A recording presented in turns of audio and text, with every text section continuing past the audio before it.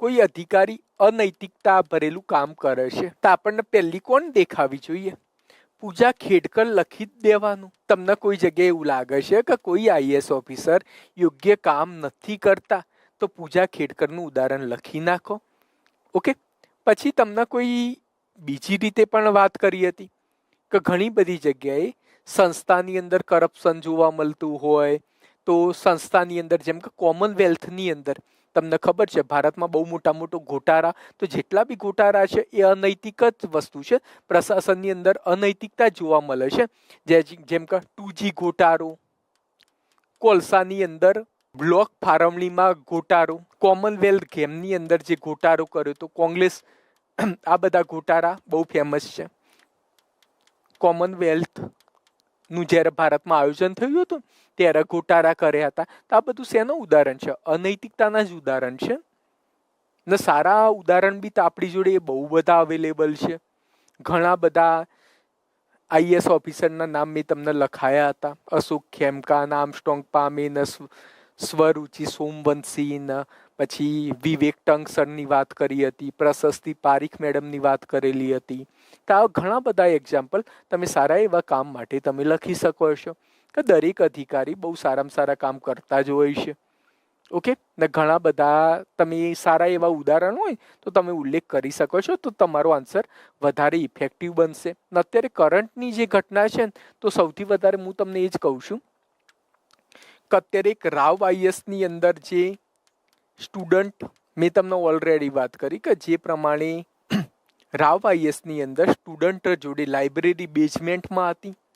બેઝમેન્ટમાં જે લાઇબ્રેરી હતી, અંડરગ્રાઉન્ડમાં જે લાઇબ્રેરી હતી, એમાં 3 વિદ્યાર્થીઓનું મૃત્યુ થયું. આ વસ્તુ શું બતાવે છે કે એકેડમી છે એમાં એથિક્સનો અભાવ જોવા મળે છે, નૈતિકતાનો અભાવ તમને જોવા મળતો હશે. કેમ કે ભાઈ પ્રોપર રીતે તમને ખબર છે કે બેઝમેન્ટની અંદર પાણી ભરાય છે તો તમારે નૈતિક સિદ્ધાંત અને મૂલ્યનું પાલન કરવું જરૂરી છે. પરંતુ જો તમે પાલન જ નથી કરતા તો શું થશે? મેન્સમાં ઉદાહરણ સ્પષ્ટ નામ લખી શકાય, 100% લખી શકાય. દેખો, ખરાબની અંદર એવા કેસ કે જેમાં નામ લખવું જરૂરી છે, જેમ કે પૂજા ખેડકર, તે તો નામ 100% લખવાનું જ, આખા ગામને ખબર છે એને ખરાબ જ કરેલું છે. ઓકે, તે તો લખવાનું. અને સારામાં ઉદાહરણ પણ તમે બધાના લખી શકો છો કે એક્ઝામ્પલ જેટલા વધારે આપશો એટલા બધા તમારો વધારે ઇફેક્ટિવ બનશે.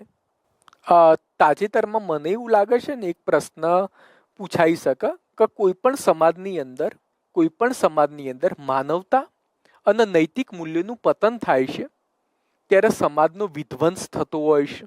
આ વિધાન સમજાવો. શું ભાઈ? કોઈ પણ સમાજની અંદર નૈતિકતા અને માનવ મૂલ્યનું પતન થાય છે તો એ સમાજનું વિધ્વંસ થતું હોય છે. તો આ કોઈ વિધાન તમારે સમજાવવું હોય તેમાં તમે એ ઉદાહરણ લખી શકો છો. અત્યારે કેટલી બધી ઘટના બની છે. અત્યારે નૈતિક પતન તમે જોઈ શકો છો કે તાજેતરમાં કોલકાતાની અંદર જે રેપની ઘટના બની છે, જે પ્રમાણે મોબ લિન્ચિંગની ઘટના બની છે, ફેક ન્યૂઝની ઘટના બનતી હોય છે, અવૈધ વેપારની ઘટના બનતી હોય છે, સાયબર ક્રાઇમની ઘટના બનતી હોય છે. સમાજની અંદર અત્યારે એટલી બધી જળવાયુ પરિવર્તનની ઘટના બની રહેલી છે.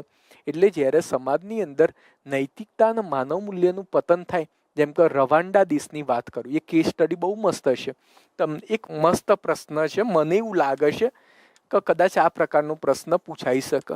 સમાજમાં નૈતિક મૂલ્ય અને માનવતા, જે સમાજની અંદર નૈતિક મૂલ્ય અને માનવતાનું પતન થાય છે તે સમાજ વિધ્વંસ તરફ દોરી જાય છે.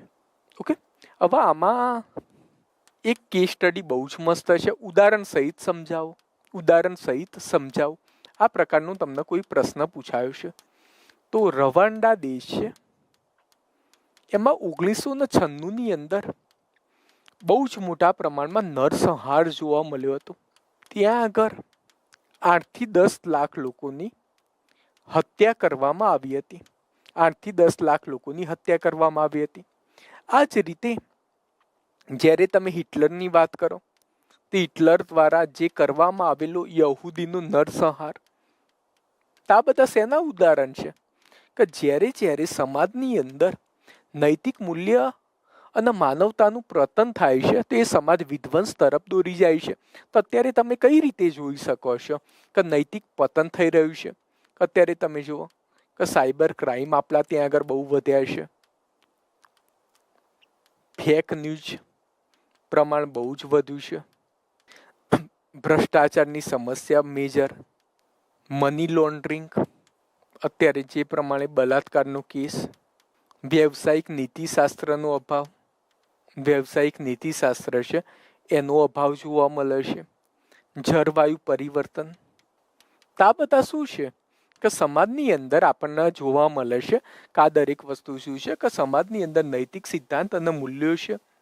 હા, બાંગ્લાદેશનું એક્ઝામ્પલ લખી શકાય. ઓકે, હવે બાંગ્લાદેશનું એક્ઝામ્પલ લખી તમે શકો છો, 100% લખી શકો છો. અહીંયા આગળ કોઈ સ્પેસિફિક દેશની વાત નથી કરેલી, એટલા માટે તમે લખી શકો છો.